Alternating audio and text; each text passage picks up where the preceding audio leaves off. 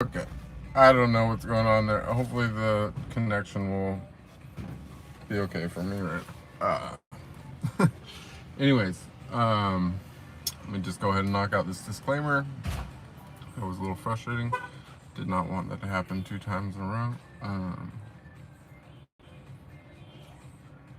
I'm not a medical professional. Nothing else I say is intended to be medical advice. Also not, oh, I'm not going to be talking about anything financial today. Yeah, just mainly not a medical professional, not a doctor, not a nurse, nothing like that. Anyways, sorry guys, I haven't been talking very much lately. I've been in mostly total silence, so I got to get used to the whole, well, I wouldn't say total silence, but the whole communication thing again real quick. A little bit tongue-tied. Anyways, it looks like we're starting to get some people here. I'm doing good. Welcome, Buford. Thank you for being our first chatter. And welcome everyone else that's here. So, I don't know, I don't really know where to start this whole thing. You know, I had, I don't know how many of the people here, oh, what's up, Nico? Anyways, I'm just gonna go ahead and get right into my rant, you guys, because I got this in my head, and I'm just gonna go ahead and spit it out here, and then we can take some questions afterwards. So,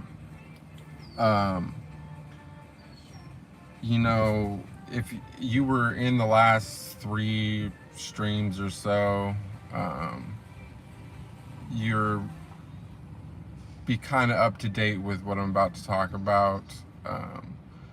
If you didn't catch the last 3 streams, you probably have no clue what the hell is going on. But this will be the last stream on this topic. Not that this topic is over, but this topic has just began, and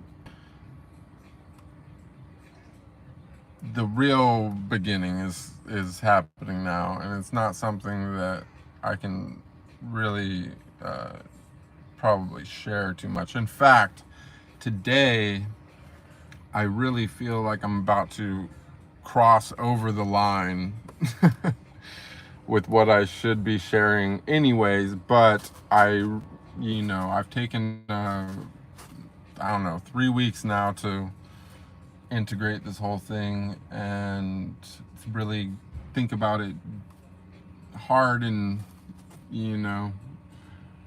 I just can't imagine leaving this part out,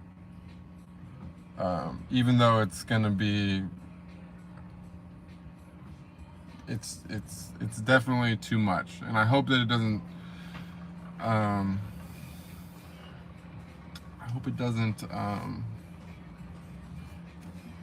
yeah, I hope it doesn't cause any ripples. But you guys, I'm not really been a historically very religious person, but part of the reason why I'm also going to turn this inward is because the line that I'm about to cross is where this took a little bit of a unexpected turn, and I'll just explain. So, very happy to have you guys. I'm glad that you made it. So I had thought that I had pretty much felt pretty plateaued out at some point. I think I maybe mentioned that in a couple streams ago. And I also wasn't, I hadn't been perfect on my practices. I wasn't, I had slipped up for a little while. I did that whole Arizona thing, and it didn't have as great of an effect as I had hoped that it was going to until after I got back, right? And so, you know, I had done, this is a kind of recap over what I'm for the people that missed the last couple streams. So I had plateaued. I realized, I did a self-assessment, and I realized, you know, that I was pretty ungrounded, right? And so I was working on that really heavily for probably like a few months now. And anyways, I had that one day when I posted the video, the root chakra revelations, right, where I had some kind of breakthrough there. And it was an interesting experience where I was upgraded less mentally by the experience, but more physically. You know, like I had increased balance and strength and stamina, and I was starting to work out some, you know, bodily ailments, and kind of had like this really interesting like center of gravity, right? And so that kind of really just lasted that one day, but it did give me like a different insight on, you know, how to ground. And so I started like dedicating to that super heavily. Like I've been like, since that day, I pretty much been like religiously going into nature. And you know, even before that, like I was getting into the barefoot hiking things, and you know, kind of really, you know, connecting with nature a lot leading up to that. But after that, I started treating it as like, you know, basically the most important thing every day for like, you know, like that's like is what I've been treating as a job, right? And so I've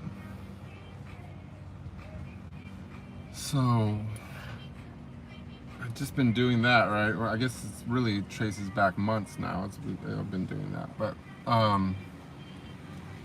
it's been increasing and increasing. So it was on I guess the 31st of last month, I think. I was doing my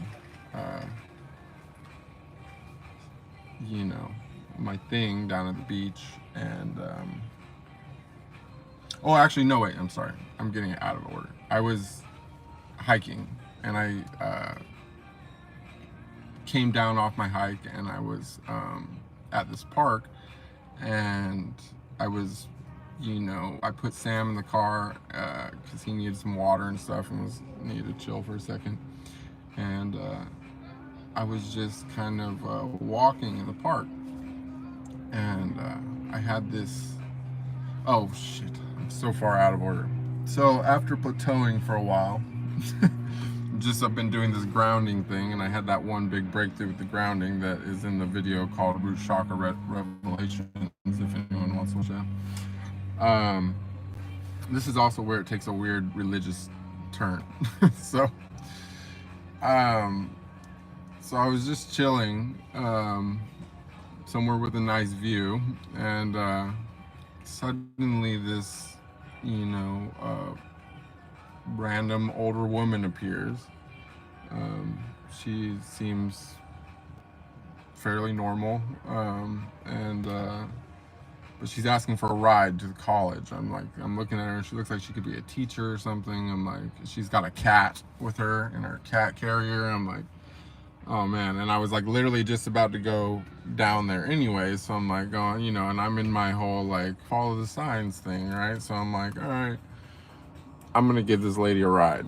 Not something I would normally do. I also thought it was weird that she was asking me for a ride, because it just seemed like an unsafe thing that she was doing, not knowing anything about me. I had no clue why she just came and singled me out for this ride, right? So I gave her a ride down the street. It wasn't very far, a few miles or whatever.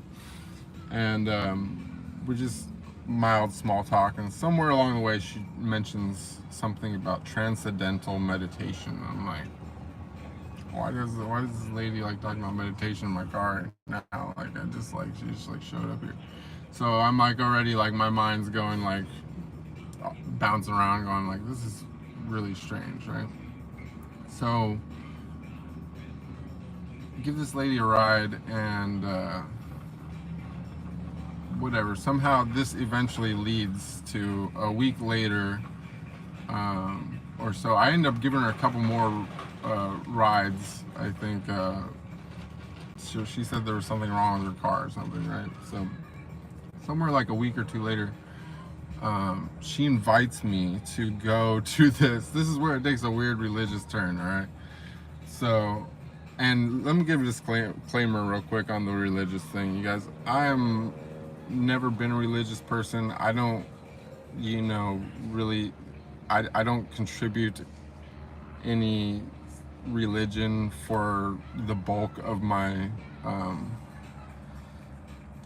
my process, like because I've been on my path long before I knew that there was a path to even be on, you know, looking back. But the thing is, I did have, you know, I had that I became interested in Sadhguru because of that Save Soil movement, because I'm into the whole regenerative farming thing. And through that I would discovered the Om, and the Om is what ultimately like broke down everything to start happening for me. So, you know, Hinduism piqued my interest because the first time I ever tried anything having to do with one of their techniques, it worked for me. So it was interesting. It's really super interesting that this happened because I was at such a plateau, and then this random lady, and I'm not, you know, I don't know that this is maybe this is an interesting or a detail that matters to somebody, maybe not, but she was just some white lady, right? And so she ends up inviting me to go to this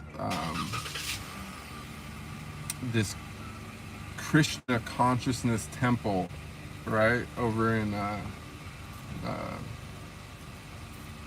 do you call it, Culver City, right? And I'm like, okay, sure, like there's supposed to be food and all this stuff.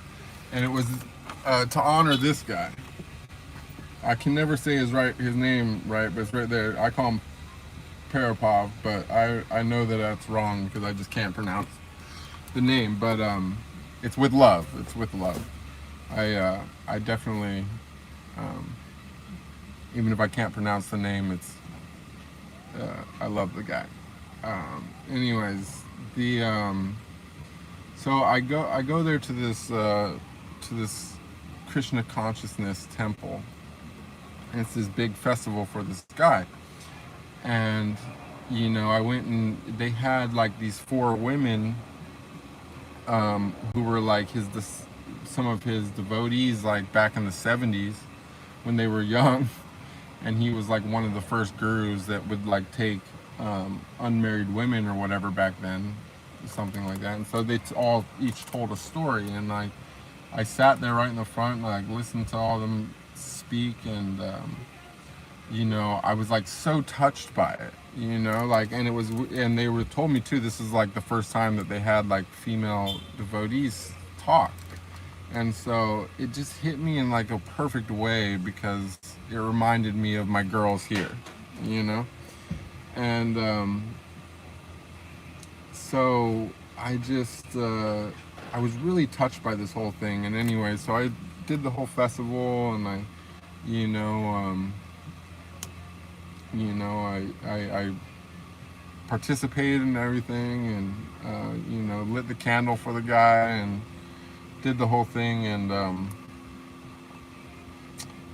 then it was just like 2 or 3 days later, was when I was in the park, getting back to that part, and I was just had this major revelation about meditation, because, you know, I had always had this thing for years, like since I was like I don't know if I did it before I was in prison, but it was something that I definitely like mastered when I was in prison, because I could just pace back and forth in like a tiny little space in my cell, and I would just like zone out and go into like another realm, you know, mentally. I would just be somewhere else, but I'd always be walking. I would never, you know, be sitting quietly, like, and I never wasn't thinking of it as meditation. I was just like, it was like I was taking a walk in my mind, right? And so I was at the park. I didn't want to get too far away from the car because I had the windows down for the dog.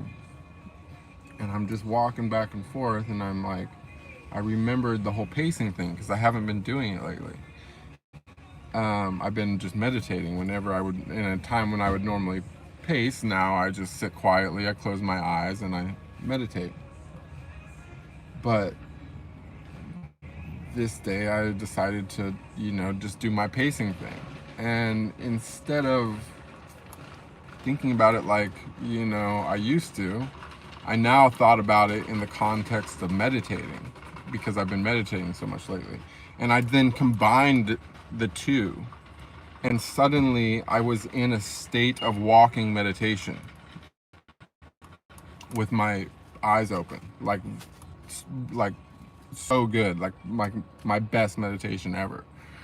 And so I'm walking and I'm meditating, walking, and I'm like thinking about that the Prabhvpãda, this guy. I'm thinking about him, and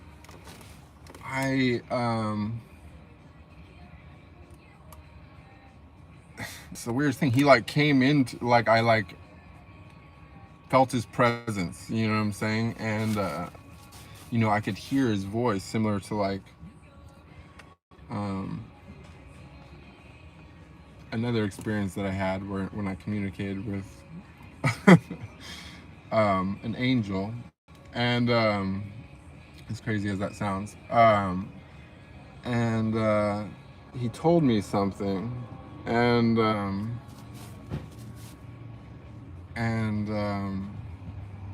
when he told me that,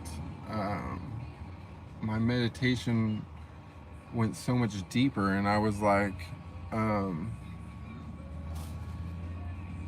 I started to see like God in everything. Like everywhere I looked, I seen God. And I'm pacing, and I'm in this walking meditation, and I'm just looking around, and it's like I just have this completely new eyes. Like everything is, it's all God. Like it's like I could like, and it's like my senses were like crossing over. Like it's like I was like, it's like if I could smell it, I could see it. I could taste it, I could hear it. You know what I'm saying? If I could see it, I could taste it, I could smell it. You know, like it was like they all were like combined. So like it was like super senses, right? And I'm just walking, and I'm looking, and I'm just like seeing God and everything. I'm like, oh my God. And I'm like, I'm literally like thinking, and I'm walking barefooted, right? And I'm thinking, and I'm watching my feet. I'm literally watching my feet as I walk. And I go, even if I step in dog shit right now, it's God, right? And there was no dog shit. I was watching where I was stepping, and at the moment that I thought that, like a fresh pile of dog shit just literally appeared under my foot, and I stepped in dog shit barefooted. And I just laughed and kept walking. I just, you know, scooted it off on the grass and just kept it moving, you know, just laughing my ass off about it. And you know, then yeah, some other stuff happened that is, I'm just gonna omit from the story a little bit, but it got even deeper, you know. And I started feeling everything so intensely, like my senses came so strong that it was like almost as if I became the earth, you know, similar to like it was similar to my experience before when I said that I felt like I like became very big, like I became Jupiter or something. It's like in this time I became the earth. And it's like I could feel, instead of seeing through every person's eyes, simultaneously like I did when I was like looking down on the earth from above. This time I'm like looking at the earth myself, and I'm just like, I'm like going into the earth, and I could like feel every plant, and I could feel every animal, and I could feel, you know, everything in nature, even the rocks, the non-living things. Like it's like I could just feel it all as like part of myself, right? It was so intense, and this lasted all day long, right? And so, as usual, when after having like a major breakthrough like this,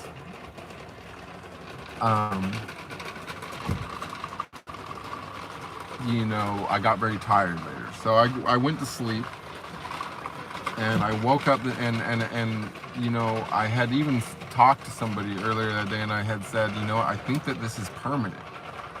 Like it felt so strong, and I was like, I feel like this is gonna stick, you know.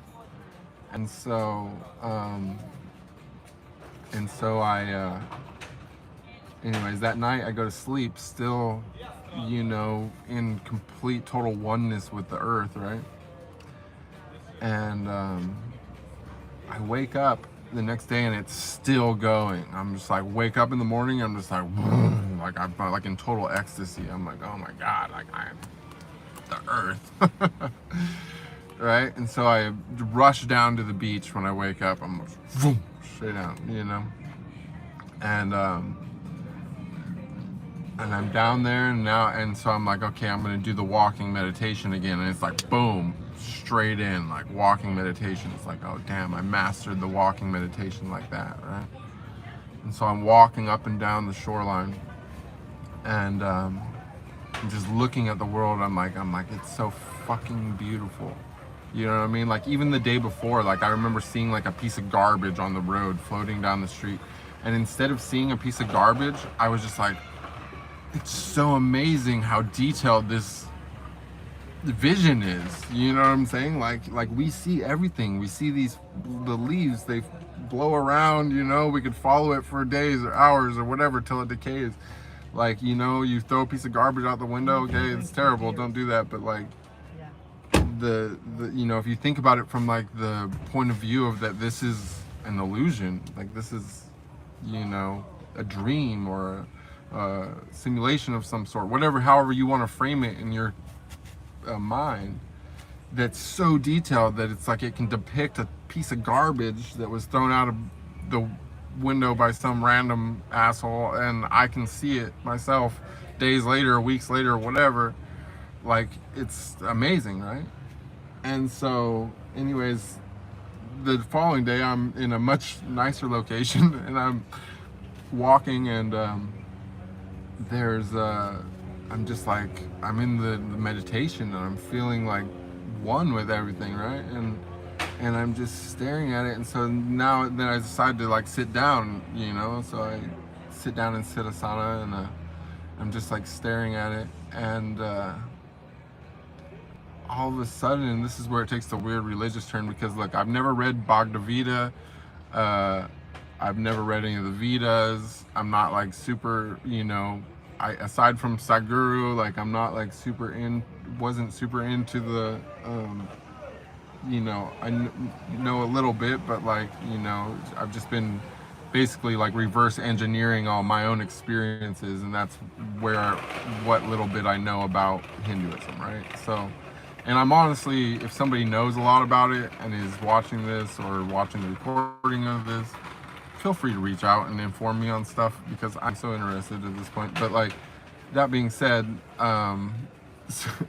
you know, like I wouldn't have been able to, even if you showed me a picture of Shiva, I would have called it Krishna, because that's the only one that I knew besides, I would have been able to tell the difference between the only real Hindu gods that I would have thought, any blue guy I would have called Krishna. And you know, I knew Kali from reading something about Tantra, because they use a symbol of her in Tantra, right?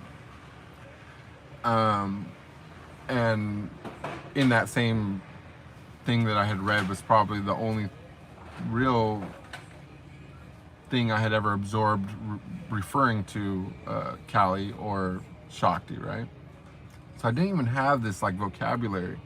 You know, I had gone to that temple recently, but it was a Krishna temple. Like there was no mention of any other gods or anything, right? And so I'm down there, I'm meditating, I'm in this oneness state. The monk had came to me and told me something like very important the day before. I keep calling him the monk, but he's the yogi, right? And then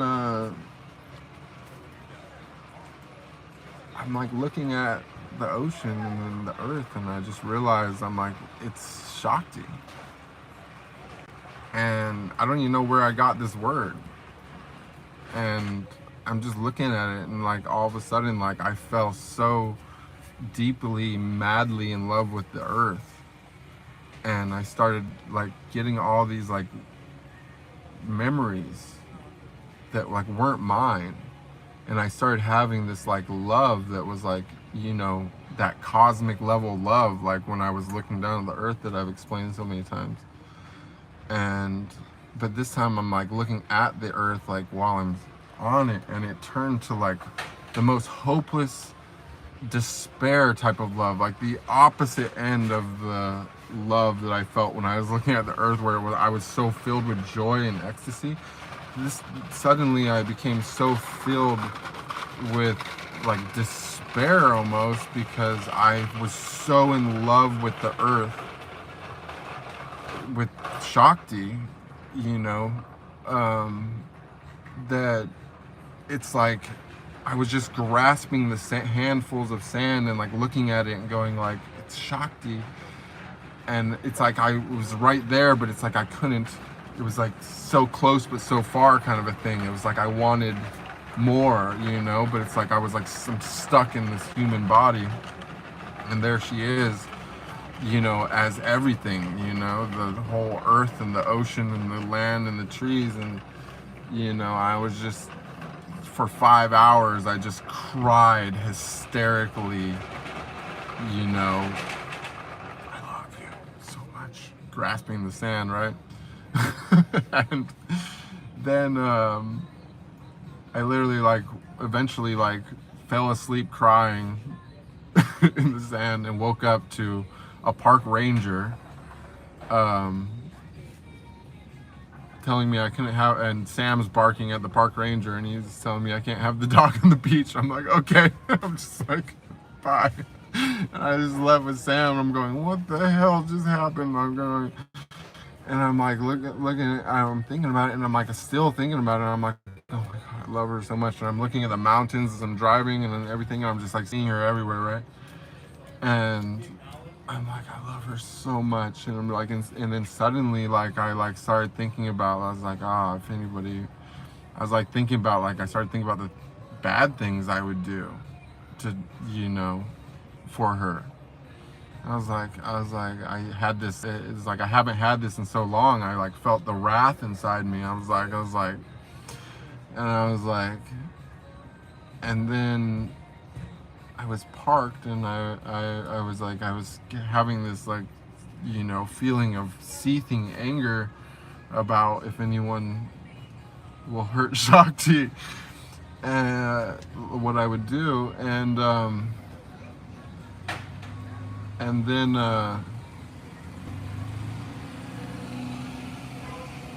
I suddenly like remembered that's why I was here, that I'm being punished because this is how it happened before. And then like this calm like came over me, like so calm. Like I don't remember ever being that calm. Like there was like some time, like maybe like close, but I mean I was at absolute zero, like nothing. I was just like peace. And then I was like, looked out the window and I was like, I'm gonna go surfing. And so I was thinking in my head, I was like, are you really gonna go in there? I was like, there's a bunch of surfers out there, right? I was like, asking my head, I was like, am I really gonna go in there? I was like, there could be sharks.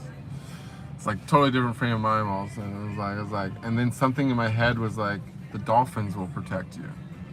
I was like, dolphins? And I look out the window, and suddenly, I shit you not, dolphins started coming in from like the background of the horizon from like every direction. And I'm going, am I fucking tripping right now? It's like, what level of like tripping? I was like, am I like consciously hallucinating right now? Like I can just see whatever I want. That's what I'm thinking, right, at that moment. And the dolphins are coming in, right? And I'm going, there's no fucking way. And they start just like, they're like in the background, right? Like of the horizon, just jumping, like, it's like, you know, the whole horizon's like full of dolphins. I'm going, what the fuck? And I'm thinking, I'm like, come closer. I'm talking to these guys. Like, I'm like, come closer, right? And they did. They come and right center on my window. They start jumping up one at a time in like a column. And I'm going, am I totally tripping? And suddenly all the surfers turn and like start all pointing out at the dolphins. Like they were all seeing them. And it was like, you know, 7 or 8 surfers at least, all sitting on their surfboards watching the dolphins jump out in a single file line. And I'm just sitting here in my car, and they're like right centered on my window, just like jumping out of there, like saluting me. And I'm going, at that moment, I'm like, that's when I realized, or at least I think that I realized the Eternal Tao, because like I thought that the reason why I say I think is because I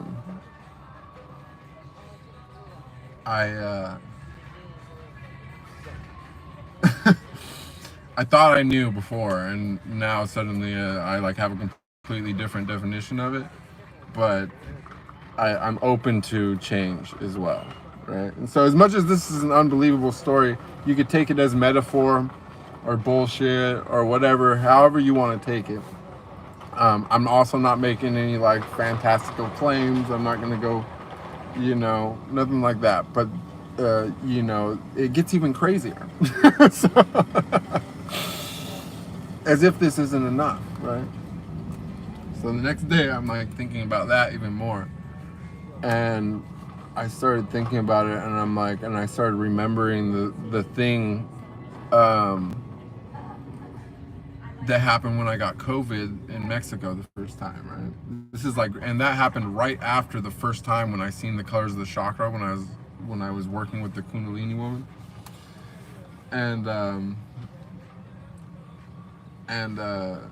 So yeah, right after that I actually got the COVID from her. So then when I had that COVID, I was in super high fever, like in the middle of the jungle, like, you know, hearing total voices like it's gonna heal you or kill you. And then like I'm like in the fever dream, and I seen this like black ball, like this black mass, but it was like all black. It was like blacker than black. So there was like all black, and there was something blacker than black in all black. And I could hear it was like the universe, like at the moment of conception. And I heard the first thought, and the first thought was, where am I? And then the second thought was pi, and it was trying to calculate where it was at with pi, and it couldn't figure it out. That little fraction of a miss on the pi was causing it an immense suffering.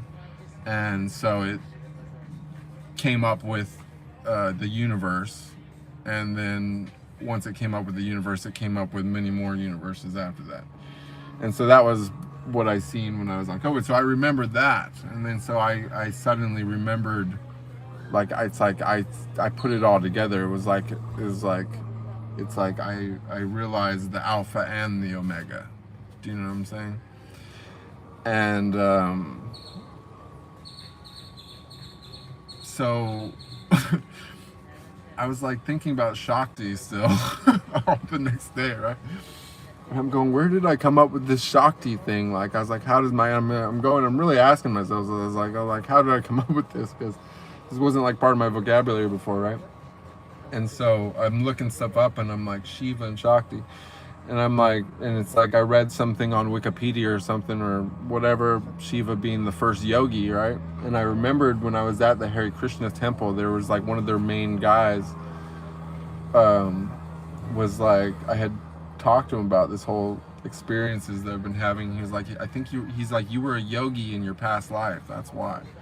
I was like, and so like, I read this thing that was like talking about Shiva being a yogi. And so I was like, I wonder if I can do yoga now, because I suck at it. I've always been so bad at it. Like I barely knew anything about it, and whatever I knew, I couldn't really do. so, so I immediately I was like, I wonder if I can do tree pose now, because normally I couldn't do it for more than like a couple seconds, right? So I just like snapped up into tree pose. I'm like, I'm there. Perfect. And just stay there all day. I'm like, okay, let's try the other leg. Boom, there. See you there all day. I was like, damn, I got it.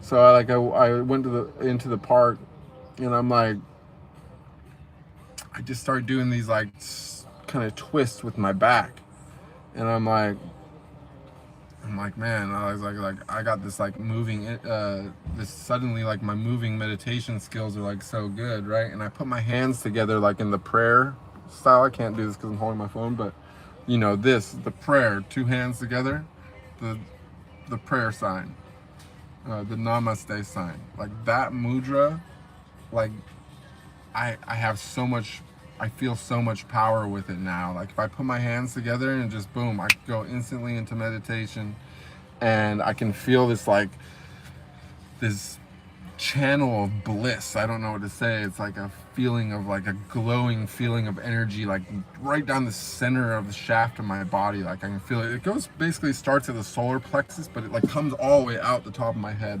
I put my hands together and I can see, instead of, I used to see like a plane, like I could like turn it and do stuff, but I used to always see like this spinning like disc thing that usually like it likes to be at this angle unless I move it with my mind, right? But not ever since then, if I put my hands together like that and I meditate, I can see, instead of just seeing one disc, I see a full double helix, like energy column. I've never seen anything like that in any of my meditations and stuff before.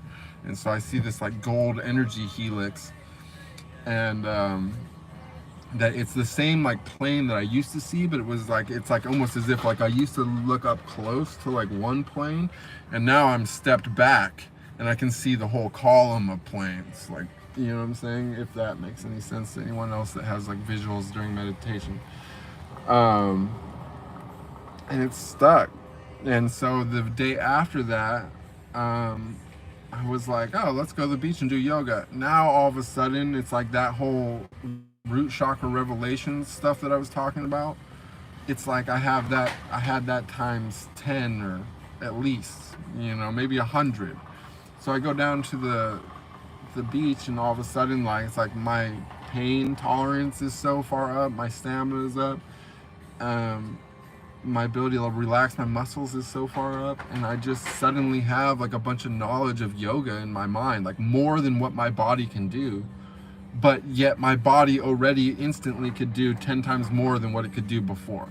So I just go down there, and I'm like doing like straight up yoga flows, like warrior yoga flows, like sick flows, like, and I've never even tried to do anything like that before. And I'm just boom, one thing to the next. I just make this whole connection with, you know, what I've learned with my scenes, with transitions, you know, like as people know, or I'm sure some of you will vouch for, like I'm quite good at transitioning from one position to the next. So I just connected that whole like thing, and I'm just boom, one position to the next. I don't know how I even know the positions, but I suddenly know them. I like literally learned yoga overnight. Like it's insane. And so I had this even further revelation about what is Bhakti yoga, because, you know, they say like the highest yoga is Bhakti yoga, right? And so you're like, the yoga of devotion, like how's that work? You know, when you don't know, right? So you're thinking, you know, most people are like, oh, you want to do yoga? You got to go to an instructor. I've done 3 yoga classes in my life. So you think, oh, you got to do all the stuff. You got to go, you know, practice, learn. But actually, if you're devoted enough to a god or goddess, or, you know, which come to find out, all of these gods and goddesses are real, and, you know, probably have avatars walking around that either are conscious or unconscious, you know, running around on Earth. They, you know, fuck, what was I gonna say? They can just grant you skills and shit, like instantly. You know, like you don't have to go through all the slow learning process of everything. Like you can just learn something like instantly through devotion. It's amazing. Like it's shocking. And it's also just really interesting. I want to highlight, I think that, you know, this whole grounding thing is something maybe like, it's important for everybody, but if I was going to make any recommendation, I don't want everyone just to go run out and just start going like super crazy grounding, because, you know, you could also think of that as almost like a super ego. You know what I'm saying? Like it unlocks like a super ego, you know, which is, it's something that you need to, if you want to tap into that kind of power, because it's very personally empowering, that you should first experience universal love. You know what I'm saying? Because I wouldn't have wanted to experience what I just experienced, or to have inherited what I just inherited, if I hadn't already experienced the other side of it, which was the total joy and bliss of universal love. You know what I'm saying? Of loving humanity and loving mankind, right? Because that's what swayed it back and then took it to the completely next level up. And it's like, this was like a rapid succession. You know, it was like a 3-day thing where it was like boom, boom, boom, you know, and that's good, because you wouldn't want to get stuck in that Earth Star chakra, is what I think that it is after doing some research. And this is like where, you know, this is a very like pagan type of power. You know, everything else that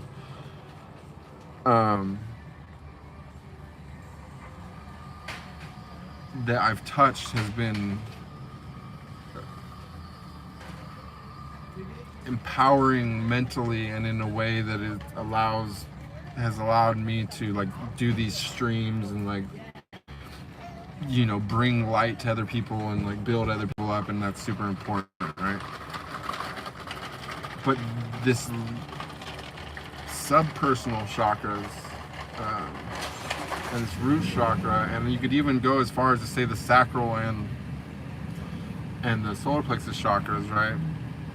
And I'm trying to get away from the use of these words chakras, because I'm going to give you one final insight at the end of this.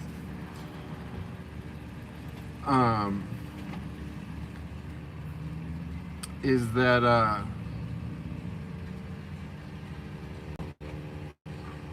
you know, these are personal power chakras. They call them lower chakras like they're a bad thing, but it's not that they're a bad thing. It's that they're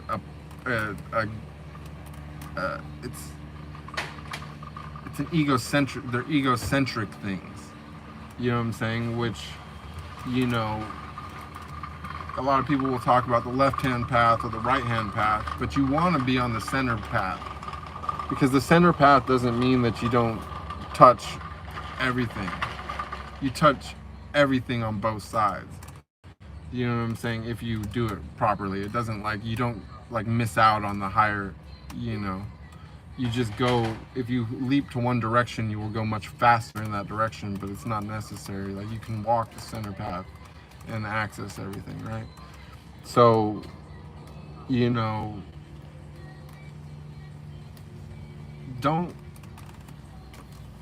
you know, you should always be striving for this universal love and this heart thing, but don't be afraid of doing the work in these like lower chakras. Like do it, because it's personally empowering. A lot of people like struggle with personal power, and you know, of course, if you like abuse it, or, you know,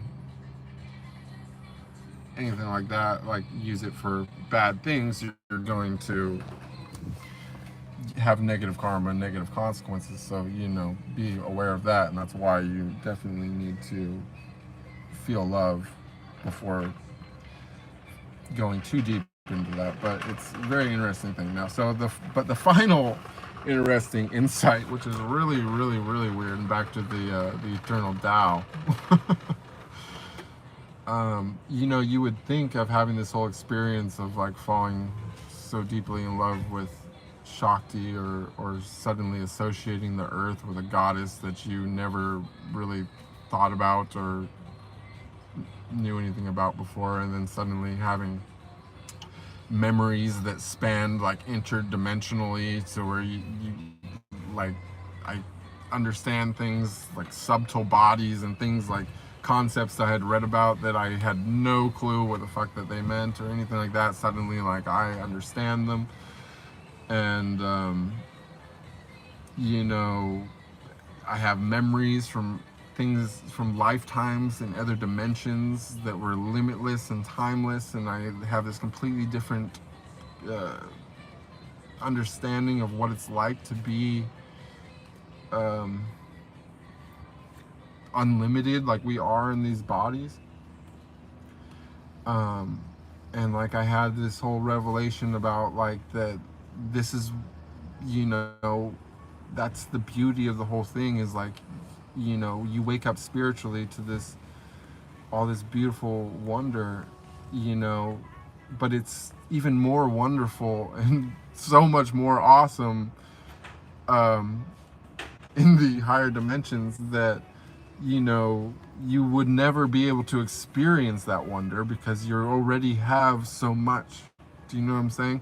But being limited as a human and being like feeling so weak and mortal for so long, and then suddenly you wake up, is like a feeling that's worth living for. Do you know what I'm saying? Like it's worth suffering for. It's worth doing the human experience for. You know what I'm saying?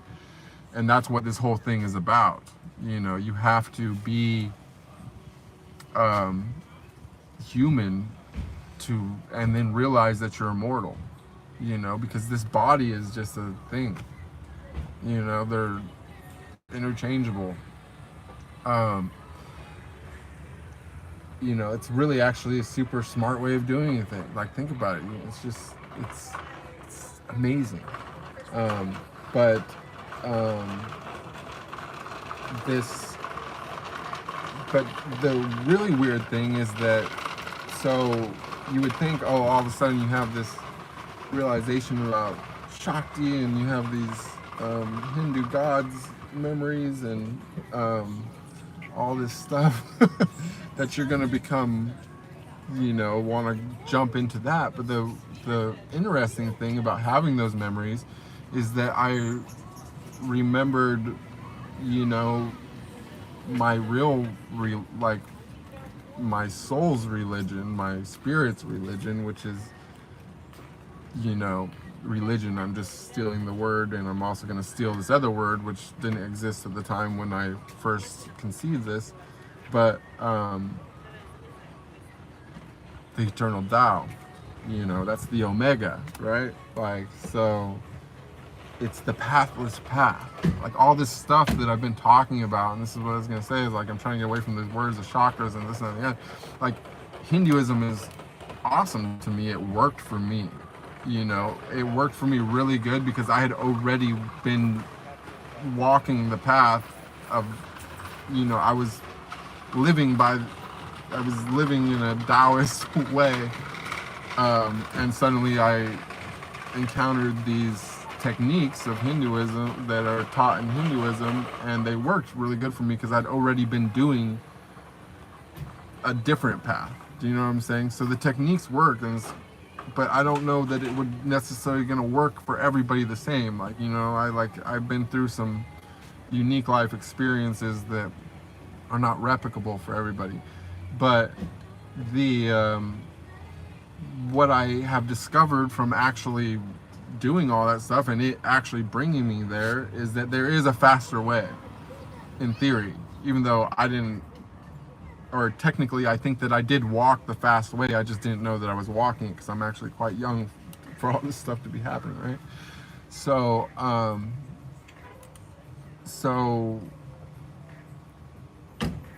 it's The wisdom of the Tao. It's empty the cup. It's the meaning of empty the cup. And I know you could say empty the cup. Okay, what's that mean? Like, okay, I could come up with a meaning for that, but you're not going to actually get it. What empty the cup means is that God is in everything. You know what I'm saying? God is in everything. So it's the space inside something that is valuable because that's the part that's God. Do you know what I'm saying? Anything that you take away from yourself becomes God. Do you know what I'm saying? So you don't have to worry about straightening out your chakras and all this other stuff.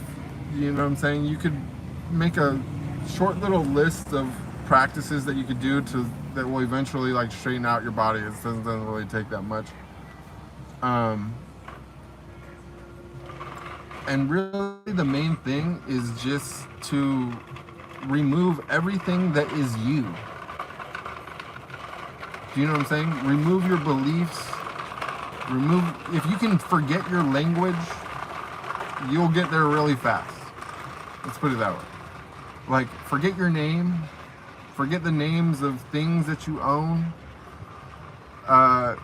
Forget owning things. Stop owning things. Realize that you don't own anything, that you don't even your body is just borrowed. You know, because you're not your body. You are something else that is operating your body. And you're operating your body through your nervous system. And everything outside of your nervous system in your body is literally a vehicle. Do you know what I'm saying? You got an antenna, a vehicle, and yourself. And you're a remote operator. You know what I'm saying? So if you remove anything from yourself, this body that you think of as yourself, because it's not your real self, anything that you remove, it becomes God. You know what I'm saying? So just empty the cup.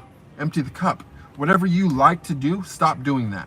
Whatever you don't like to do, start doing that. You know what I'm saying? Become something else. Make room for something to come in. Make space inside yourself and watch and see what happens. Just watch and see. And do it from an open mind. Stop forgetting about what you've been conditioned to think of, what's real, what's possible, what's not. Just keep your eyes open. Empty the fucking cup. Forget about everything that you are, everyone that you are, everyone that you... Forget everything you know. And keep your eyes open for something that, to your knowledge, was not possible prior to the moment when you've seen it happen or whatever. And then run with that. And be amazed at how much everything's already inside you. You know what I'm saying? All these yogis and stuff and monks and priests and all that, some of them were trained, but the original ones were not. And some of them even today were not, because that's what like Bhakti yoga is. The original yoga was Bhakti yoga. Like, people weren't out there doing any of this other stuff. They were meditating and praying, and they discovered the gods, and the gods gave them skills and knowledge and wisdom. And it happens like that. It doesn't happen. It's not a linear progression. Like, you can learn slowly like this, or you can just be like, whoop. You could just be like, whoop. However you want to do it. If you want to go like this, do it. That's cool. I'm cool with that. That's how I did it. I went like this kind of, and then did that. You know what I'm saying? Like, your graph, it doesn't really matter as long as you hit that vert. But that's how you get there. Devotion. You just got to know, like, everything that you see. If you step in dog shit, you laugh and be happy because that was God. You don't know why you did that or how that, but that's a couple of microseconds of however that changed your day to wipe the shit off of your foot. Your whole life is different after that day. You'll never be on the same time track. You know? Like, you just, everything changed. The butterfly effect went into effect. You thank God for everything because it's in everything, even you. And that's why if you subtract enough from yourself of who you are, just get rid of it all. Whoever you think of you are, whatever your name is, whatever your personality is, just get rid of it. Get rid of it all and watch what comes into you. It'll be God. You'll become closer to that, because there's nothing else that can happen. It has to happen. It's a mathematical, it's a law of nature. Nothing can exist without God in it. So anything that you remove from yourself, you will become more godly. You know what I'm saying? Like, if you like to do drugs, stop doing drugs. If you've never done drugs, go smoke some pot or something. You know what I'm saying? Like, if you love to have sex, stop having sex. If you never have sex, go get laid. Like, change everything about you. You know what I'm saying? If you like to eat sugar, don't eat sugar. If you don't like to, if you're constantly dieting all the time, go get yourself a fancy root beer. You know, like, change whoever you are. If you work out every day at the gym, go relax. Don't do shit. Just go sit down. You know what I'm saying? If you never go to the gym, start working out every day. Yoga, running, whatever, swimming, do something. You know what I mean? You spend all day in nature, go to a city. You spend all day in the city, go to nature. Change everything about who you are. Whatever you are, just squash it. Become a blank.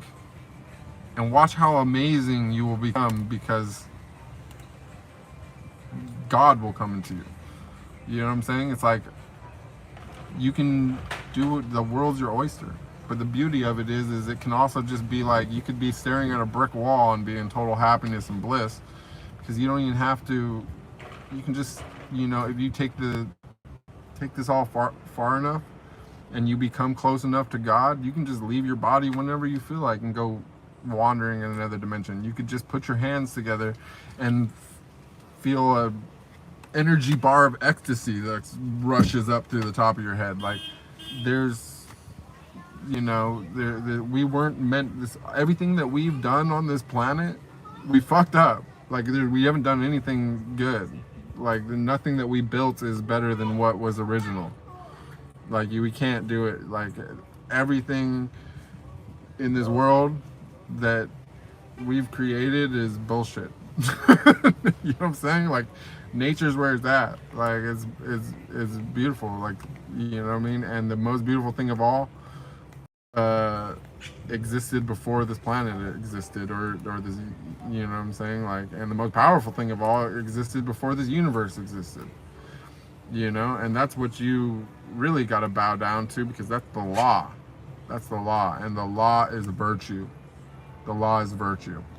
Like, if you can't get you some virtue, you don't need a book to tell you what virtue is, or whatever, anything like that. Like, you can't, you know what I'm saying? Like, it's built in. It's the underlying law of everything, and that's like how, that's what keeps, you know, that's what keeps everything in line, you know. So that's basically the whole rant. Does anyone have any questions?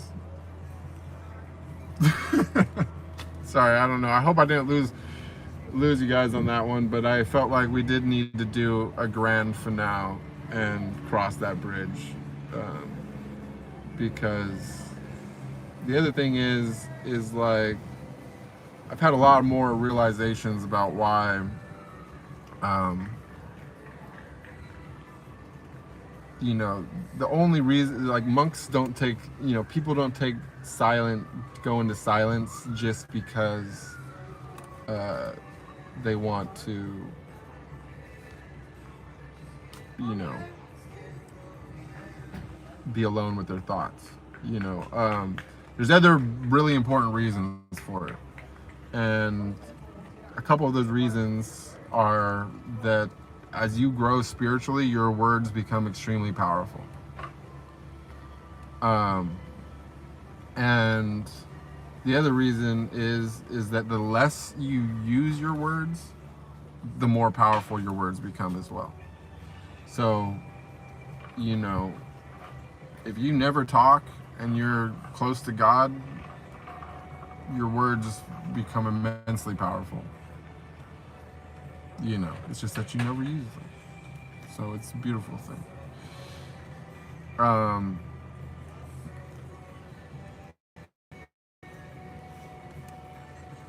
And if anyone out there knows a lot about Hinduism or whatever, something like that, or has heard of any kind of phenomena like this before, please share it with me. I want to know if there's other people that have experienced the same thing, or if this is just a unique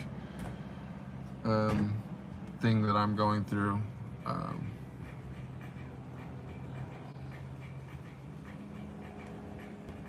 It doesn't really matter, I guess, but interesting nonetheless. My curiosity has gotten the best of me.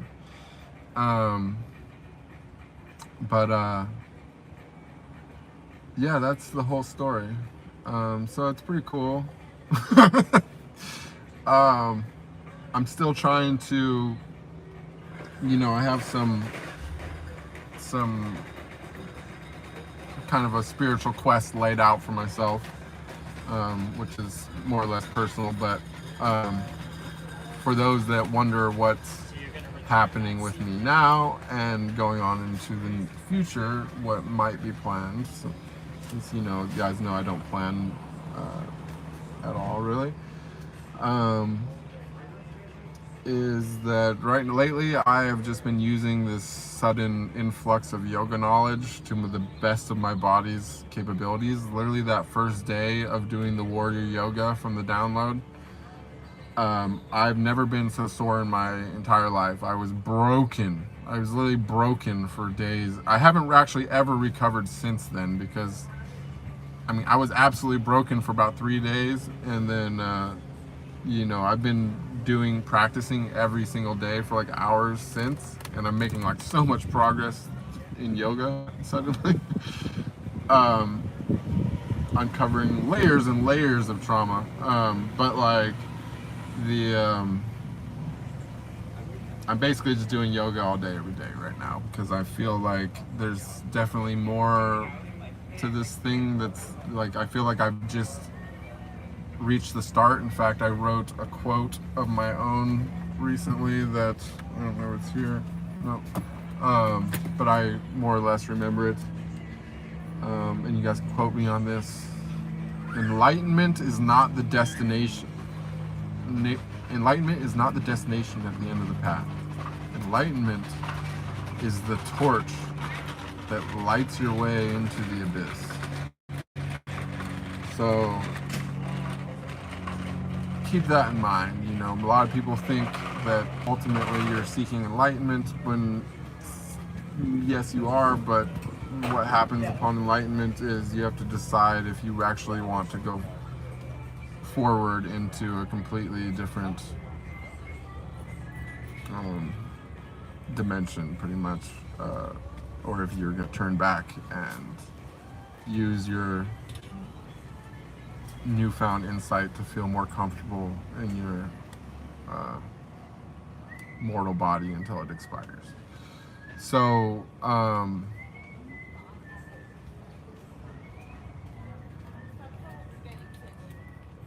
yeah, do I believe in signs through dreams? I do think that can be, and then I think that it's definitely,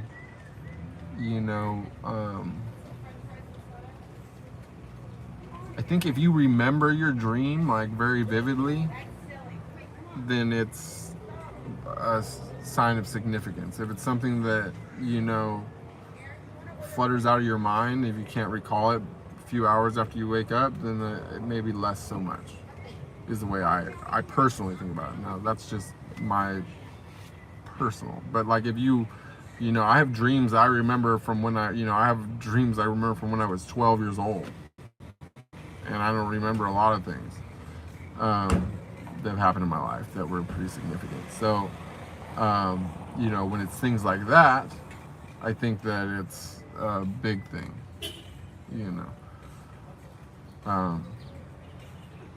and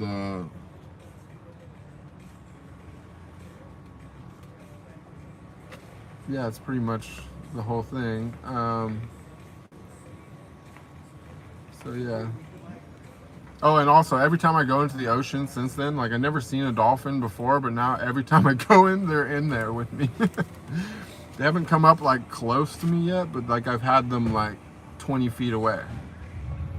And seals as well for some reason. Like I'm like going like, did I just not realize like how much ocean life there was here before? Or like, are these things coming to me? Because like every time I'm out there, I'm like, I was honestly, you know, it slowed down because recently I got kind of, honestly, like I felt like I really feel bad about it, but I really got scared because this huge seal was like out there with me, like really coming super close to me when I was out surfing, and I was like kind of tired already too, and I was like, oh man, I was like, this dude is like, he probably weighed almost as much as me. He had to be at least 150 pounds. So I was like, this dude could have his way with me right now. I was just like, I left. I was like, I'm out of here. I got scared, and they haven't really been fucking with me ever since I got the fear. But it was like for a while, I was like, whatchamacallit? I was like Poseidon or something, or what, Aquaman. The sea creatures were loving me.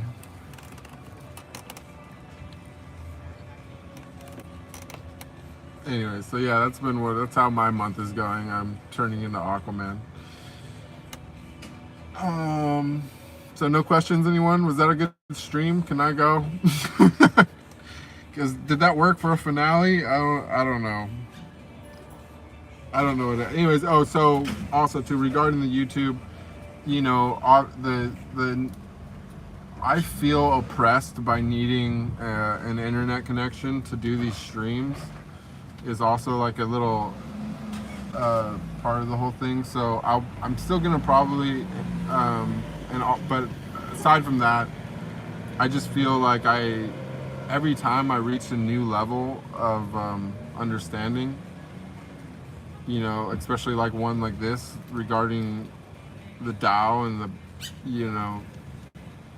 the pathless path,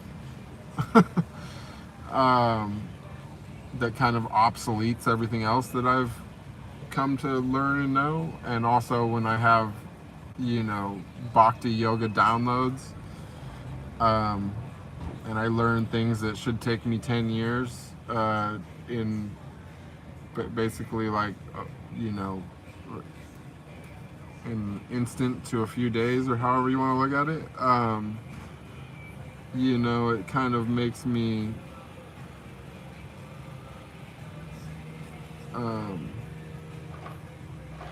not want to keep talking about stuff that I'm just going to later be like, oh, actually that's obsolete, forget about what I just said about that doesn't matter. You know what I mean? There's a couple of topics which I think are like kind of unique to my own insight and experiences that I can help people with, that I want to add to the world of Tantras, since essentially what I discovered with the falling in love with Shakti thing was the highest yoga Tantra. You know, and I didn't know what I had read about that before, but I did not absorb it at all. I was like, this is way beyond. It's like, I don't get it. It doesn't work for me. But I just like stumbled onto it, and I don't know how somebody could learn to do that, but it's like, you gotta really learn to love something. Like really, really, really love something. But it needs to be something that cannot expire before you. You know what I'm saying? Something that's greater than you. So, the Earth is a really nice one. I love her so much.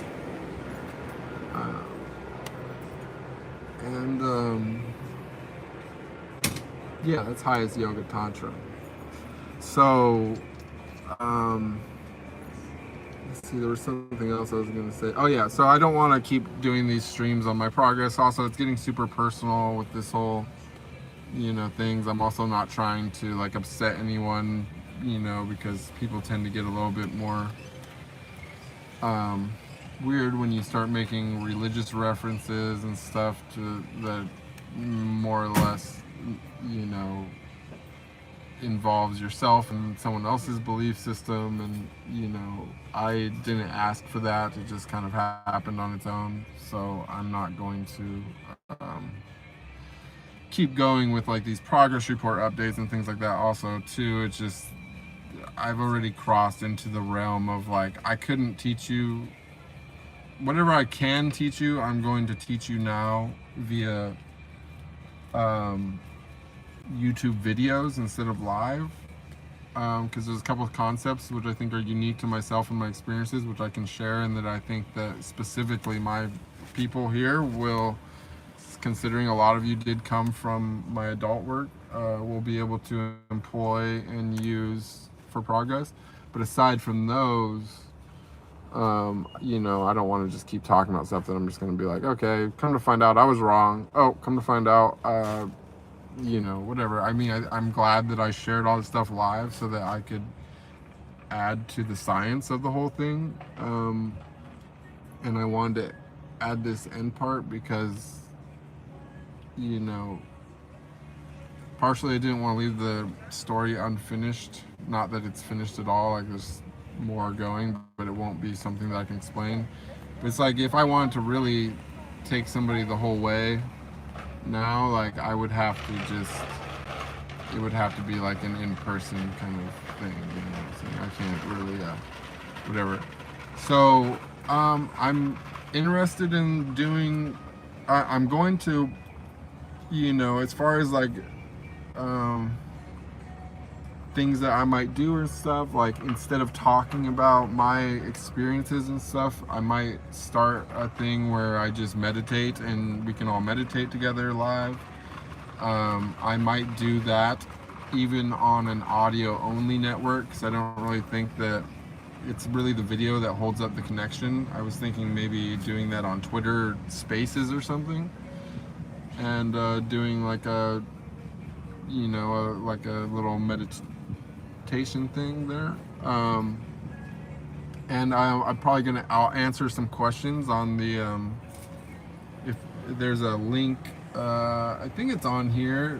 You'll have to look for it. It's definitely in the Telegram group, but if you find me on Bruce and the Bees on Spotify, you can go and leave an audio message there as well. But it also makes sense, you know, like with everything. I mean, I think this is why, you know, again, like if I have some kind of spiritual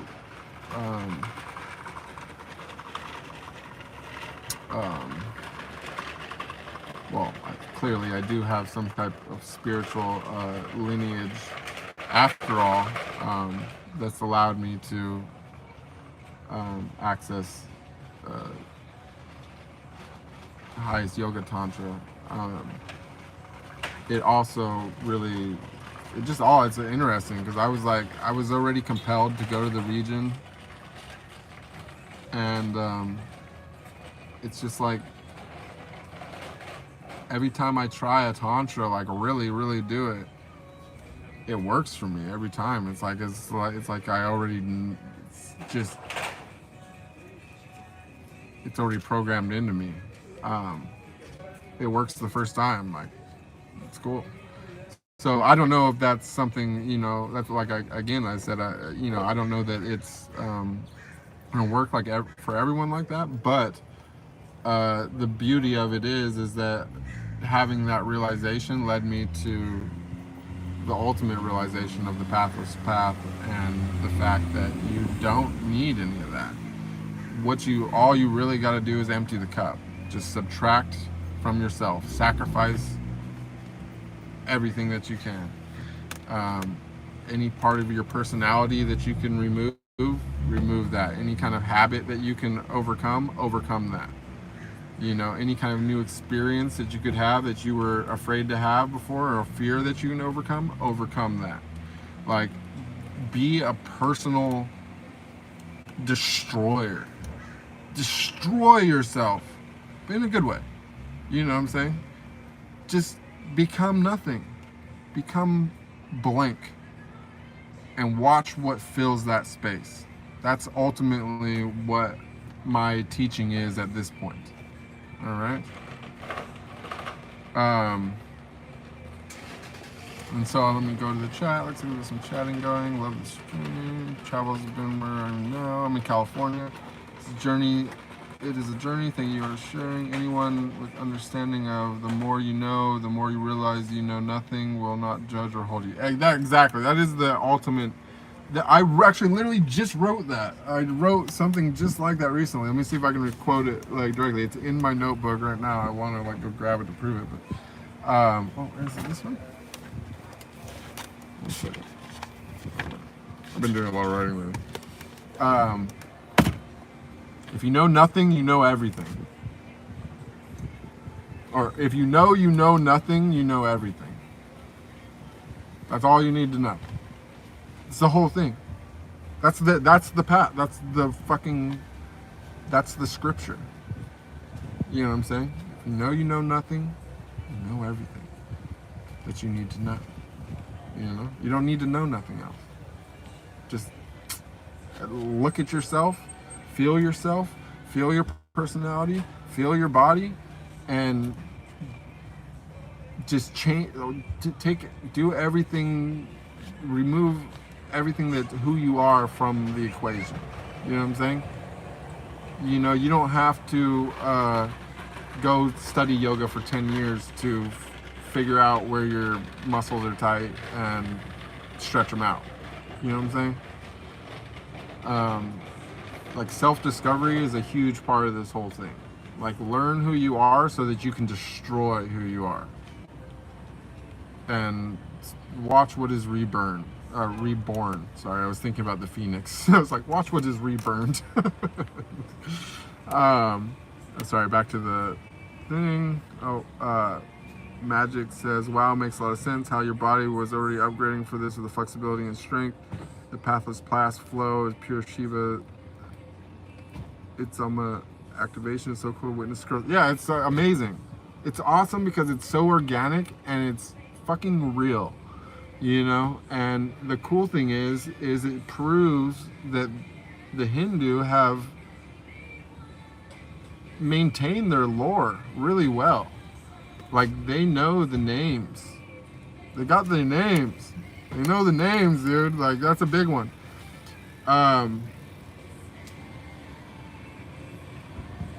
Yeah, it's awesome to see that preserved, and it's just and that's mostly by word of mouth. You know, it's not something that was written. As soon as you write the stuff down, that's when people start getting their fingers into it. You know what I'm saying? But if you just do it by mouth, you know, it makes it through the millennia. So beautiful. I always had trouble with intentional group meditation. I don't know how people do that at this stage. I find it fascinating. I don't know. I haven't really gotten to practice much group meditation. With a one-on-one person is like a thing. Like I can deliver it and I can receive it, but I'm also I'm a projector by human design, so it's just kind of my thing, you know what I mean? So, but I don't know. I feel like a group would be tiring. I wouldn't want to be in a group, like in person, really myself. I would prefer to just be one-on-one. Now that you reach a higher level of spirituality, and no doubt, what's your opinion on each animal life equal to human? I remember your opinion on veganism. You prefer bigger cattle to small ones. Save. You know, I think about it a lot. I'm struggling with it. Pro-wax. I've been mostly eating vegetarian lately, again for like a few months now. Occasionally when I'm like my body's going through a lot right now with rebuilding muscle and stuff, so it's like occasionally I feel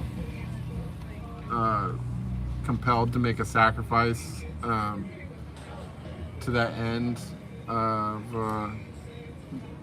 rebuilding myself, but I still see, the thing is like I not only do I see each animal life as equal to a human in a way as I also see the plants and even the insects and every life is even the stones and things. Everything matters to me so much more because I see God in everything. So unless I'm improving something, I don't want to change anything. You know what I'm saying? Like I don't want to try to change God, and God is everything. So, you know, regarding food and all that stuff, I don't see a sinless meal except for fruit with seeds. If you, and so like, for example, this is how I do, like gross as this is like, these are all, I keep little containers with all, and I mostly eat fruit with seeds, and I save all the seeds and I plant them, or I at least make sure that they, or try to get them to somewhere with dirt and water at least to scatter them, right? And so they at least got their little chance at life.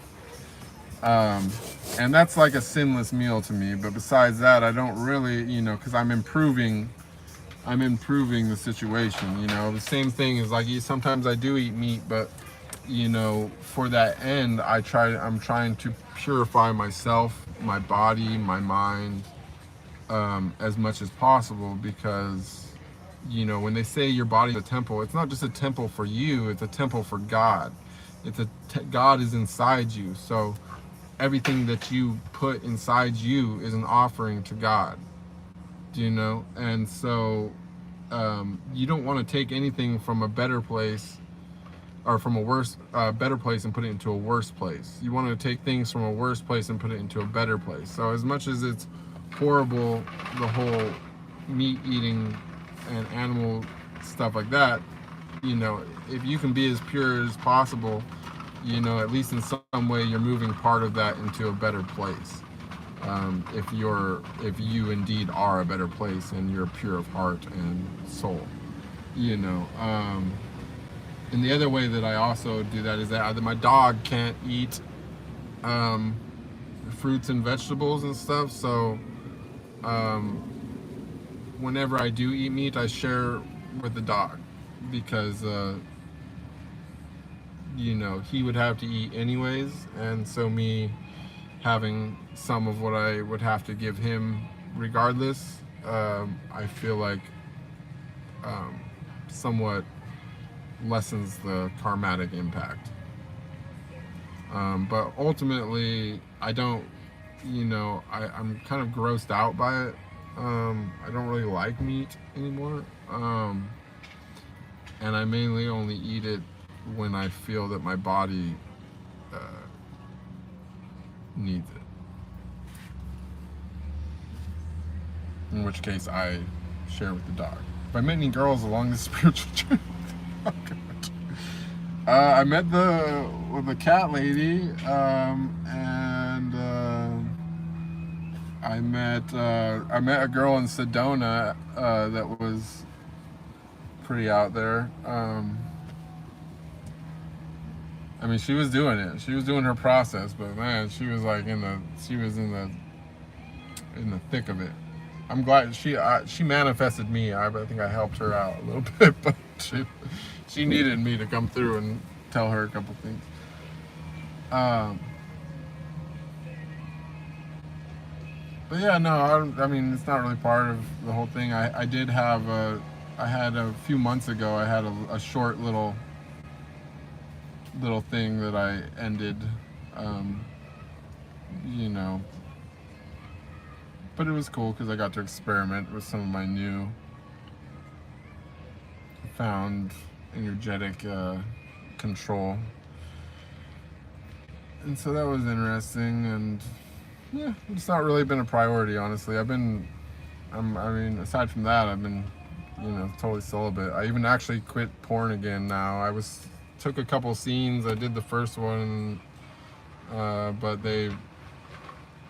I canceled the second one because they changed the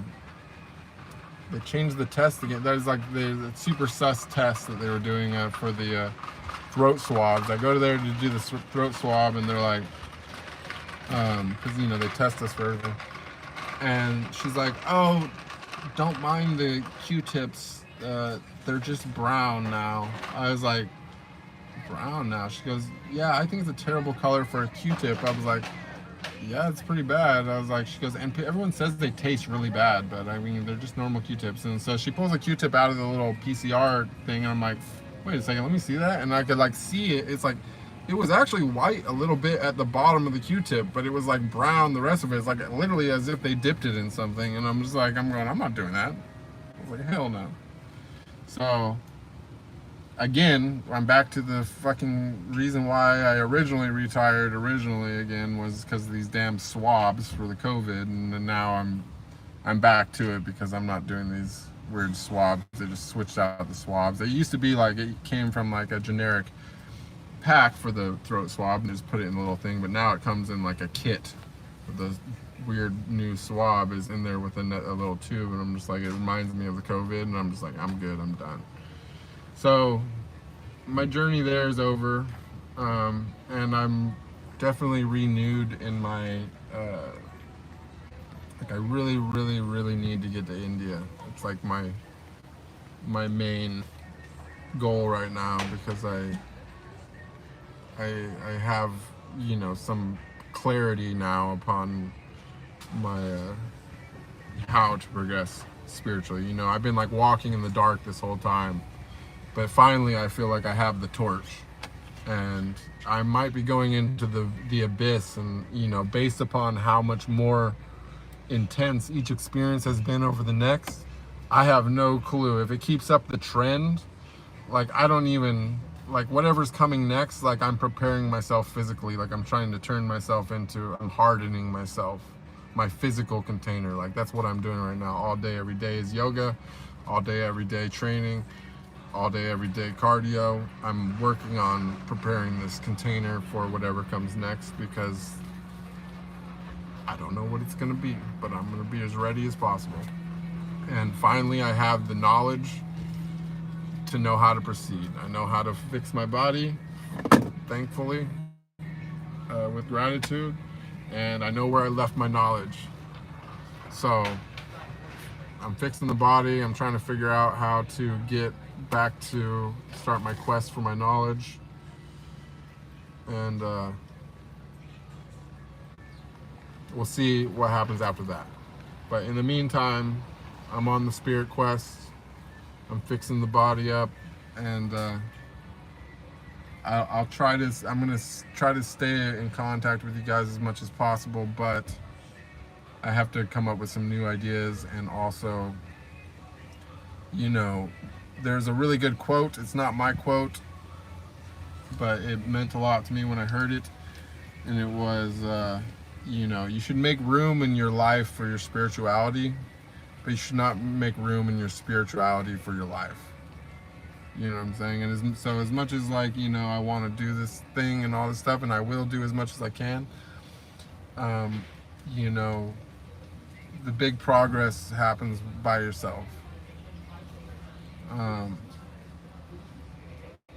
at least the place where I'm going, I imagine it will. You know,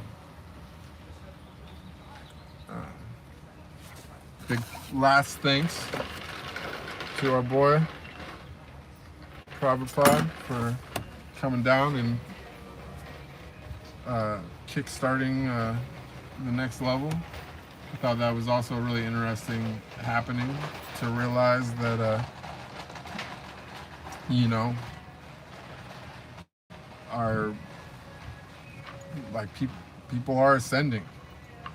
People who have been here recently have ascended, and they're paying attention, you know. And if you honor people that have ascended, they can give you gifts.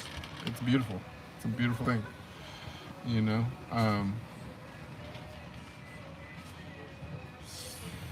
It's an interesting world we live in. I can't believe that they really got so many people convinced that it's so mundane. I don't know. Let's see. I really wanted to ask this question from a guru of Hinduism. Oh, well, ask them. I'm interested to see what they say to it. Prowax. I'm sure you'll get a different answer from everyone that you ask.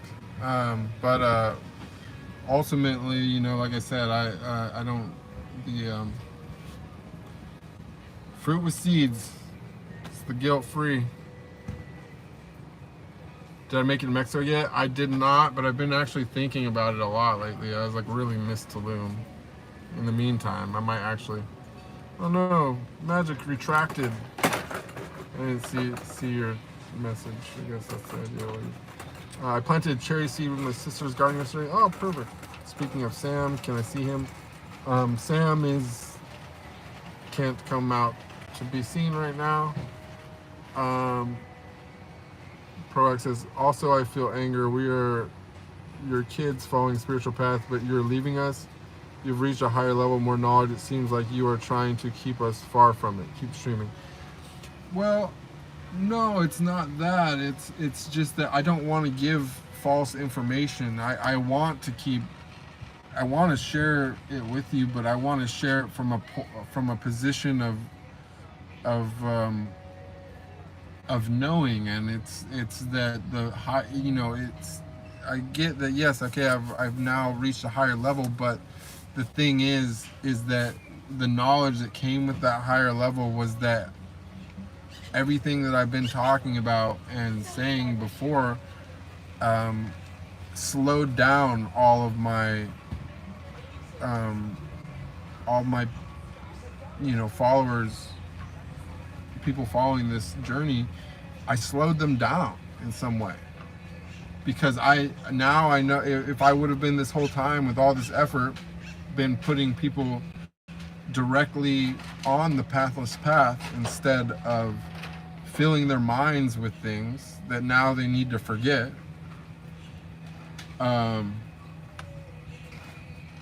because of something that I discovered, that I realize now that the more that your head is full of things, the farther it puts you away from the goal.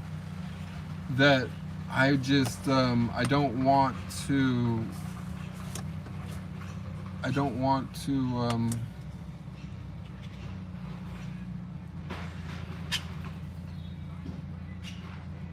be the thing that slows you guys down. I'm trying to like build you up, you know what I'm saying? And I'll keep streaming when I can, of course, but it's just gonna be on different topics, and maybe even not even on topics, but it might just be, if I'm gonna keep streaming, it'll probably be more like we're gonna meditate together, we'll get together and we'll chant the Om, something like that, rather than me sharing the insights into my journey at this point, because by the time you get to the place where anything I can tell you about what happens to me now, by the time you get there, you're already there. You're already far enough advanced that you'll have your own internal teacher, your own teacher from beyond, an interdimensional teacher, and you won't need me. So it's redundant.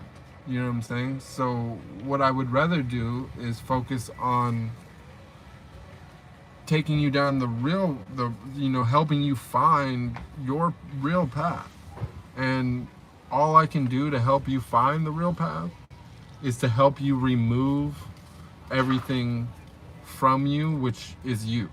You know what I'm saying? I have to live up to the name, the destroyer. You know what I mean? I have to destroy you to rebuild you. You know what I'm saying? Because as long as you are there, you are taking up the space where God needs to be. And that's my teaching now. So that's why it has to change.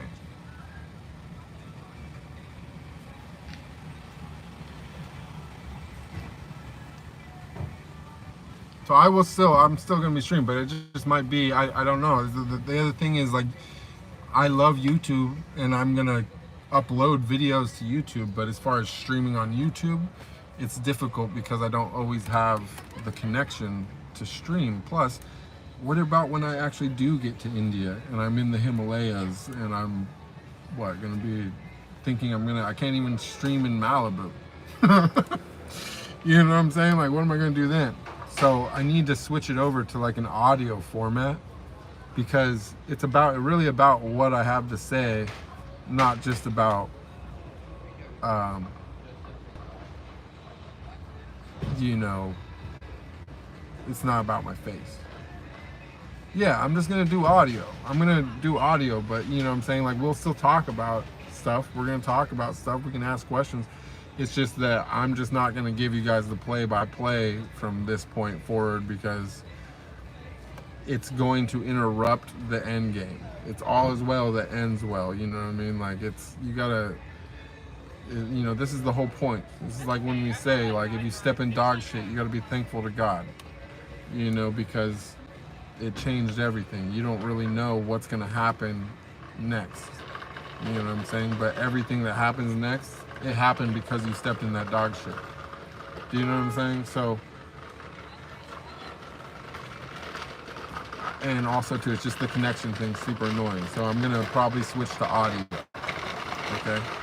I gotta test it out some different theories, but I will still keep doing YouTube as well, but it's a video format. And I'm going to basically reverse engineer my streams. So what I'm going to do is I'm going to go back and re-watch all my live streams with you guys here, and then I'm going to re-comment on whatever I said then with my new information, because my priority first has to be to clear my karma of opening my mouth and talking about this stuff to begin with.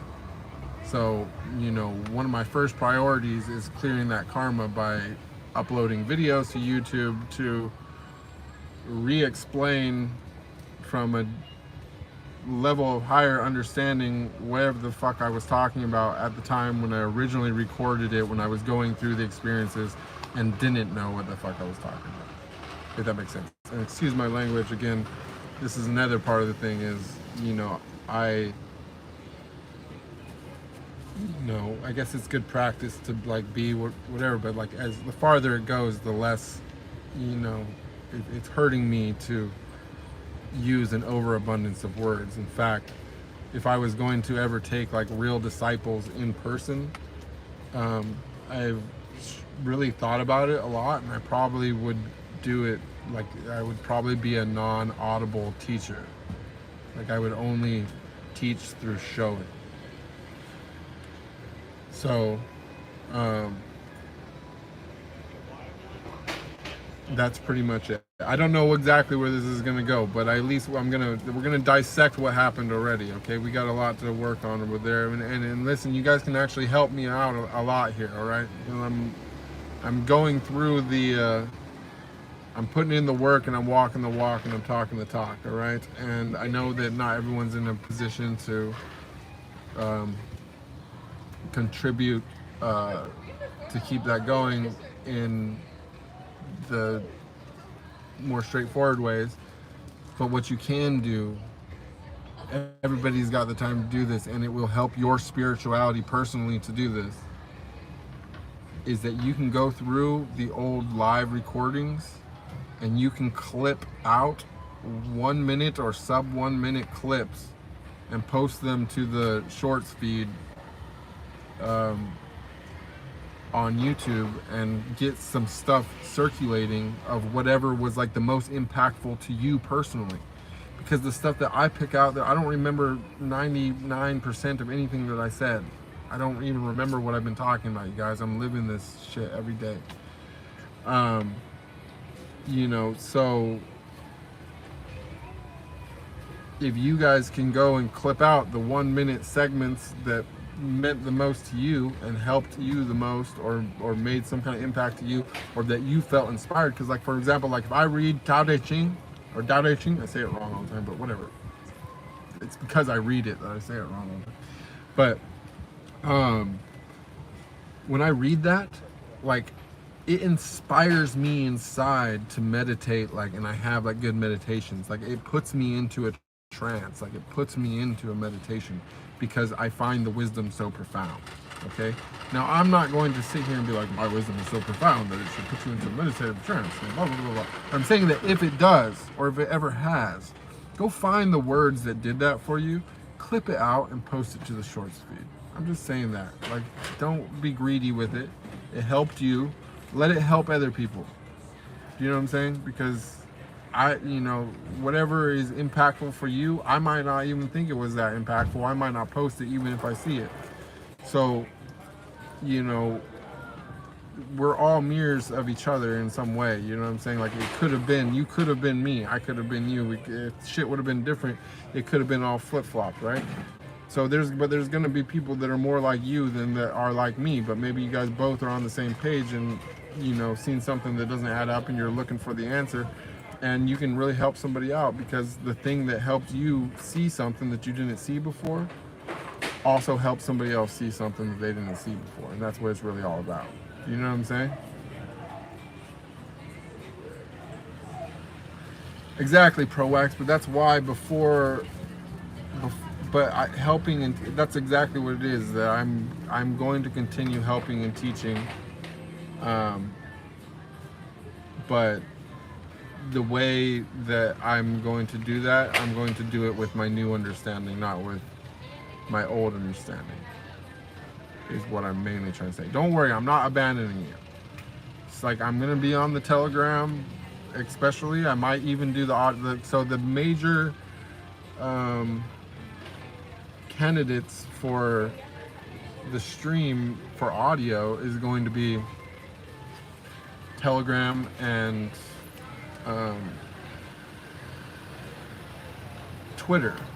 So I'm gonna experiment with both of those and see which works better, because I have you guys all already on Telegram, and I also have probably most of you on Twitter. But if it's on Twitter, it'll be on my Safe for Work page, the Bruce Venture XXX. Just so you guys know. So if you're not following that one, follow that one. It's got 0 adults on there. It's all it's just going to be stuff like this. So yeah, but that's exactly what it's about. I'm going to clear my karma by going back and doing reaction videos or reassessing whatever I said before, because I don't really remember, and I have a completely different insight and outlook and experience now. So let's go see what the hell I was talking about. Let's talk about it. Let's make sure I didn't say anything that needs unsaying, in a sense, and we'll just move from there. So that's what YouTube is going to be about. When I do the lives and post the videos and stuff like that, it's going to be about redoing stuff. The 0 adult content, it's my Safe for Work Twitter page. It's Bruce Venture XXX on Twitter. And so there's no adult content on there. That's where I will probably be I'm going to experiment with the Twitter Spaces there, and I'll also try it on Telegram. I do believe it's part of my purpose too, but the thing is that you got to also realize this is a very wise thing. You got to absorb what I'm about to say, and you've heard it before. Timing is everything. Okay. Like, I'm glad that I talked about this stuff, because I think that this group here right now, like, this is a very important group of people to me. The people that are alive here at this exact moment. And you guys are here because I talked about all that stuff, and that's what was the value of that. Now, I got to give you the real thinking, and I mean the real teaching. And the real teaching, you know, I understand enough now to realize that I don't know it yet. Like, I know where it is, I know where to go get it, I know how to get it, I know exactly what I'm going to do.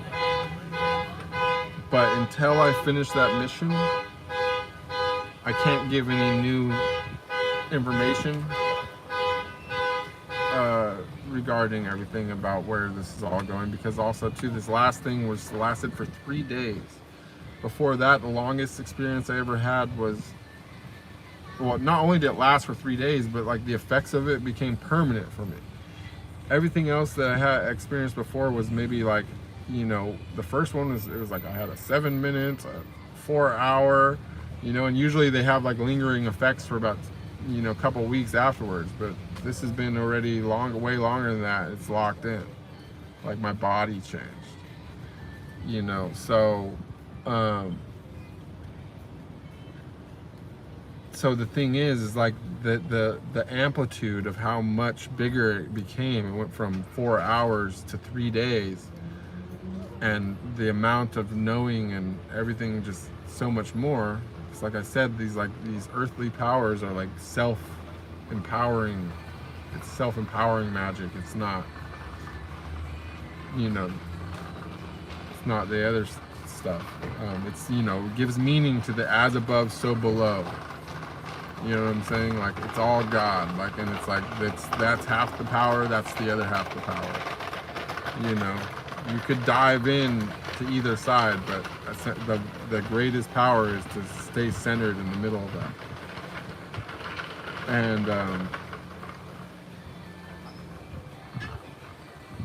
And I just know that if it keeps up, and I know that it's like, I don't know how I know, because I have no clue what to expect, but I just know that whatever comes next is, it's gonna be a big thing, but it's also gonna take the most work of anything that I've done yet, because I have to completely like rebuild my body to do it, which is something that is, you know, that's the whole point. It's like, we got human bodies, that's the name of the game. We got to make these human bodies work. We're gonna do it with human bodies in time. It's fucking awesome. It's so fun. It's so fun. I love it. I love everything so much. I love this world so much. It's fucking, look at the details. Look outside. Look at your fucking living room right now. Stop looking at your phone. Like, look at the fucking details. Look at how much detail there is. Try to take a picture of something and then look at it with your eyes, and look how much more detailed your eyes are. It's awesome. Like, you can't duplicate this shit. It's so good.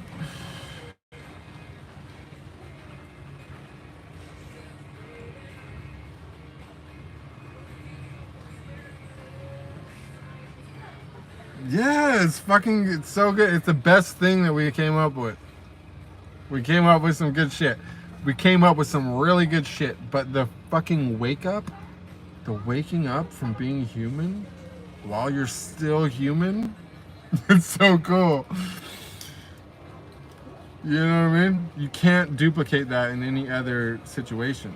You have to have time and fucking fear of death and like all this fucking horrible things. Like, you have to fucking eat that shit for a while so that you can wake up from it and be like, damn, like, you know, when you had the bad dream and you wake up and you're like, oh shit, now I'm awake and it's lucid. Like, I'm pulling fucking all this stops out now, you know what I mean? Like, I used to have these dreams all the time that were like Grand Theft Auto. I'd just be running.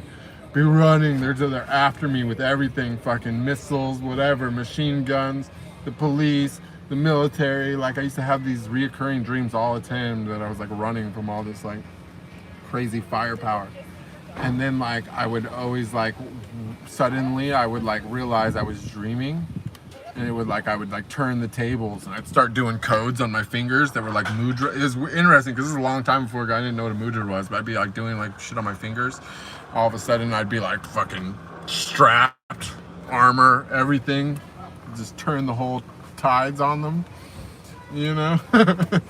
It's like that, you know? It's like if you weren't scared to begin with, it wouldn't be that fun, you know? It's getting the cheat codes after you know, have already been fighting for your life for a while. That's what makes it so good. That's what makes it so good. Yeah, I think it's so cool. Well, I mean, regarding the mudras thing too, because like it took me a while to get sold on that, but I noticed a long time ago sometimes that like different hand positions and stuff would like change the visuals on my eyes when I was meditating. But now that like that praying mudra, I don't know the name of it, but I like find so much power in that I just get it. Like, there's some shit's built into your body that you just don't, it doesn't, you know, the Hindu did a good job, like saving the instruction manual about how to operate your body. They did a really good job. They did a really, really good job. To my knowledge, some of the best. I mean, I don't know. I mean, I'm sure like the Tibetans, you know, kind of a similar bunch. Like, you know, there's probably other people, the Taoists, like people. There's people that have saved some knowledge, but not all of them are as open and sharing as the Hindu. You know, the Hindu are just putting it out there as religion. Everyone else is keeping it a secret. So I do love that. That's a beautiful thing. So I give them so much credit, even though in the end we just need to subtract everything from ourselves and we will realize it all internally, which is my new teaching. So that's why I'm saying is like, for me to switch and be talking, it would go everything from talking about, you know, I'm gonna ditch the whole, you know, talk about all that stuff, because I think of everything that I really remember talking about, like the only thing that I really think bears like major substance that needs to be elaborated on and that will be like my core of my teaching, aside from the whole empty the cup thing, will be, you know, associating the feeling of arousal with activation of different parts of the body. So rather than, you know, we could say chakras or whatever, just simplify it, but you know, when you want to talk about activating those chakras and stuff, you can really associate it with other acts that you've done to cause arousal in yourself, but you just want what you're looking for is arousal in other parts of your body. So like, for example, you know, like immediately when I realized that I downloaded yoga and I could suddenly do tree pose, like one thing that I noticed immediately is that my heel just snapped right into that nerve that runs down this inner side of my leg. And it's like when I pressed on that nerve, it gave me like balance. You know what I'm saying? Like just trying to put your foot up and all this stuff is like the balance isn't there, but as soon as you press on that nerve, it does something. But it's a physical maneuver, you know what I'm saying? Like you're physically pressing on that nerve in the same way that you're like physically, you know, in certain situations, maybe you'll, you know, when you're watching my other content, you know, things that you do there, you know, those kind of things, that's a physical stimulation that's causing arousal. But you can do that same thing in other places, and that's what they call like Kundalini yoga, right? And, you know, if you make your, for example, if you can stimulate, you know, a lot of what we do in like Kundalini yoga or other things like that is that we're twisting and turning the back, and we're threading those nerve outlets in the sacrum, you know what I'm saying? And you're basically manually stimulating your spine by doing that. And if you give yourself a spinal gasm, that's what's called a Kundalini awakening. If it does the whole spine, it'll excite your brain as well, and then that's what triggers your whole body to like systematically, you know, it causes something where your nervous system senses its weaknesses and starts healing those systematically. You know what I mean? So you know, that's part of the reason why I think also I've moved so fast, because not only, you know, it's like I was forced to do all the things. Like I was in solitude when I was in prison. Like I was celibate when I was in prison. Like when I was in the adult film industry, I had to learn to control my body physically. Like I had to learn to become aroused mentally, you know, so on and so forth. I did learn to make myself finish, you know, even mentally sometimes. So it's like through life, I've mastered all these different things, and I think that, you know, while maybe not everyone's going to be able to go and become an adult film star or spend years in prison or whatever like that to like get what I got, you know, my ultimate realization of that everything's interconnected and reverse engineering how I got here, you know, that's forming my teaching. And so my teaching is, you know, I'm going to take a bunch of degenerates.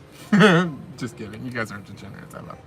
But I'm going to take a bunch of people that are watching adult videos and stuff and doing adult things, and I'm going to teach them how to use the skills that they developed, watching my other videos and use those to go into deeper meditations and access and override other parts of their bodies and other glands and stuff in their bodies that they didn't have conscious access to before. So what it's really all about in the physical sense is we're going to make the parasympathetic nervous system sympathetic. You know what I'm saying? We're going to take the unconscious mind and make it conscious. Do you know what I'm saying? Spiritual tantric degenerates, please. Yes, I like that. So, yeah, I'm going to teach you guys how to turn that wasted energy that you put out on my other videos and redirect and transmutate those feelings and sensations into other parts of the body to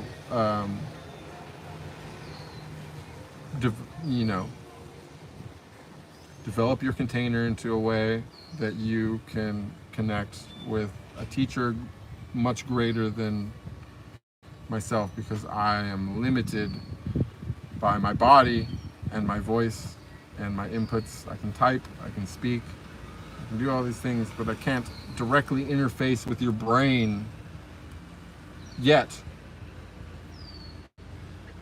which is what others can do. And so until I can interface with your brain and just immediately like plug in downloads into you, until I can upload to you, my teachings are over. I taught you everything. Empty the fucking cup, all right? I love you guys. I'm out.